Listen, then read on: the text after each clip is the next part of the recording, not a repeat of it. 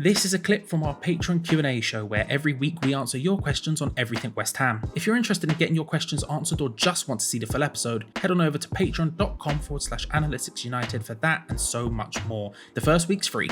Enjoy the video. So, we'll start by talking about the midfield specifically. Phil asks, surely West Ham's key problem is the failure of the midfield to keep possession and control of the game, along with far too many poor passes. West Ham were ridiculously open today and should have really conceded a few more goals. I'm beginning to lose faith in whether things can be turned around. What do you think needs to be done to address this situation to keep losing badly to top six sides suggests achieving Europe next season is inextricably slipping away?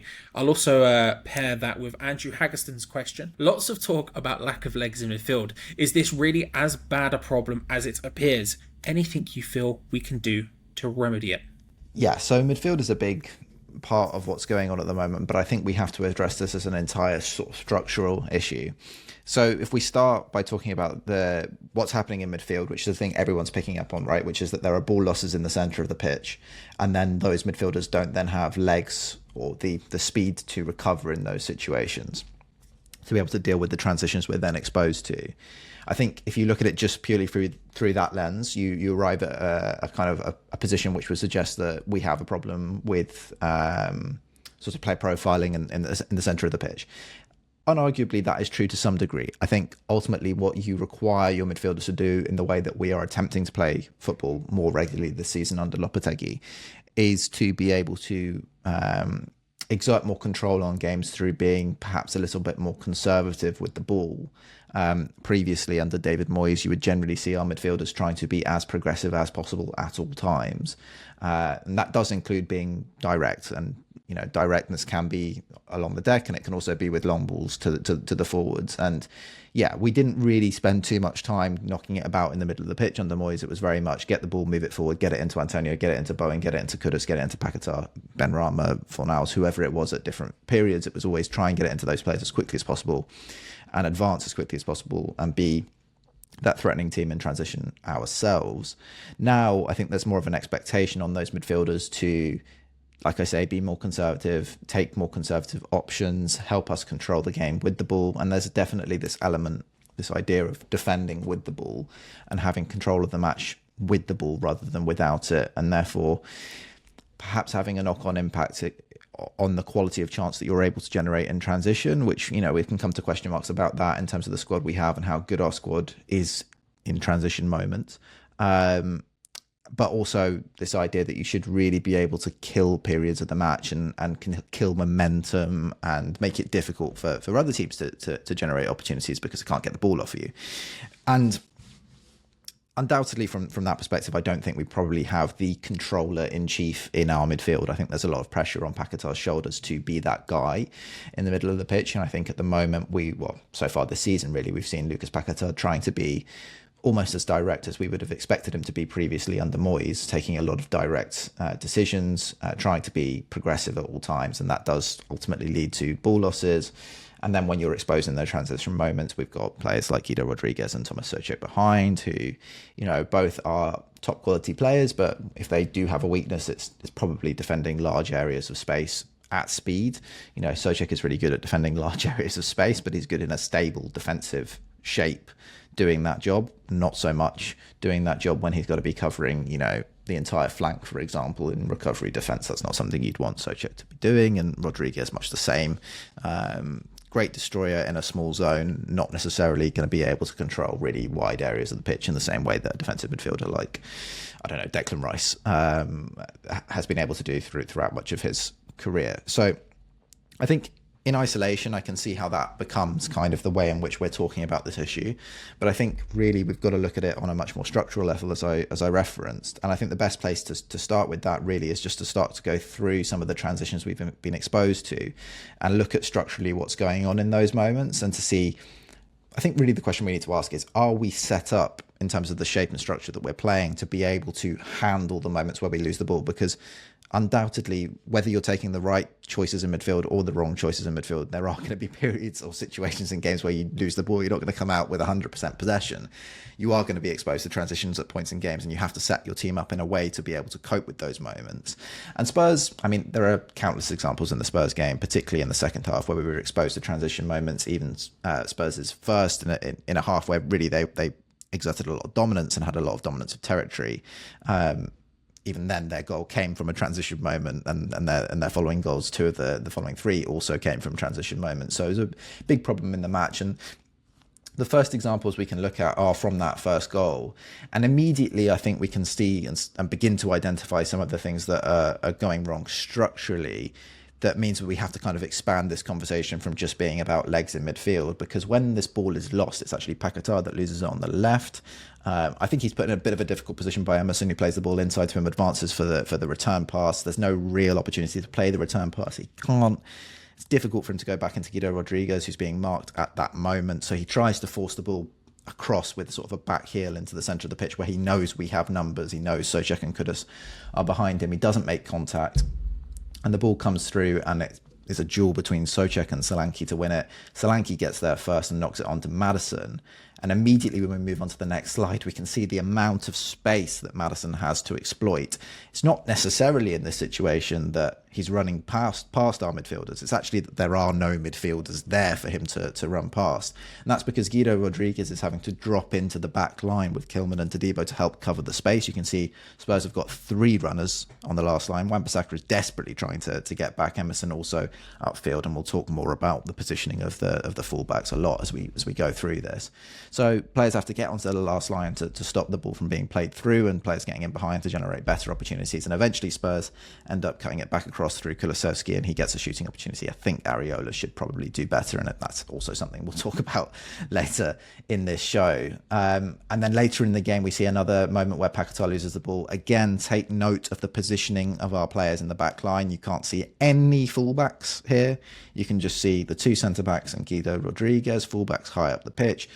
I mean, again, Areola, simple pass to Kilman. He doesn't choose that option. He goes forward into Paquetá. It's an impossibly difficult ball to deal with. You can see the situation he's immediately put into. Pressure straight to his back. Two Spurs players there to pounce on it. The second he chests that down, he doesn't get the control right. It bounces off him. And straight away, again, we're in a very similar situation. Guido Rodriguez with the two centre-backs. The full-backs are caught high. Emerson decides to come in and try and chase the ball, but Spurs are able to get in behind and score their third. On the fourth, just before it happens, we see Bowen lose the ball in an advanced area. Again, looking at the defensive shape, you see full-backs high once more. If you look at where the three midfielders are, you can see Paquetá and Rodriguez quite close together. Souček's actually taken up a bit more of a conservative position here, which is good, something I like to see, dropping in to cover that right-hand side and give us a bit of coverage defensively. But you can see here when Bowen does lose the ball that it's very much, even with that cover, an all or nothing duel here for Kilman. Kilman has to win this ball, otherwise we're in a really, really, really bad position if Kulusevski's able to get past him in this instance. Kilman does win the duel, but immediately following that, Bowen loses it straight away again, and Souček's a little bit higher here. And as a result, the ball is on straight through to Son, and we can see very much the same again. Antonio is actually covering all the way back in this example, mainly because he's just gone and chased back in the previous slide. You can see him chasing back. But the point is, Emerson and Wan-Bissaka, two of the highest up the pitch in the team, two fullbacks. And again, you have the two centre-backs and Guido Rodriguez in front. Difficult to cover the space. Son gets away, scores a goal. Earlier in the season, have exactly the same themes. You can see the team high up the pitch here. Souček crashing the box. You've got all the forwards in advanced areas. Wan-Bissaka committed nice and high. You have our two midfielders able to react. The time to react, the counter press isn't good enough in this situation. And Chelsea get through, and this is exactly what leads to their third goal. Mavropanos commits high.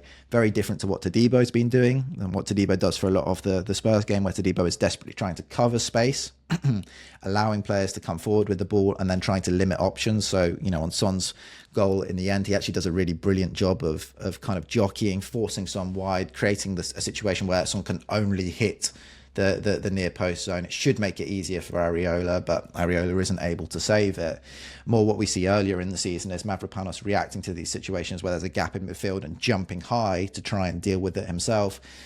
Players beating him, and then there's not really the opportunity to jockey in the same way you get forwards able to run through with basically the whole goal to aim at. It's much more difficult for the goalkeeper to control those situations and make saves.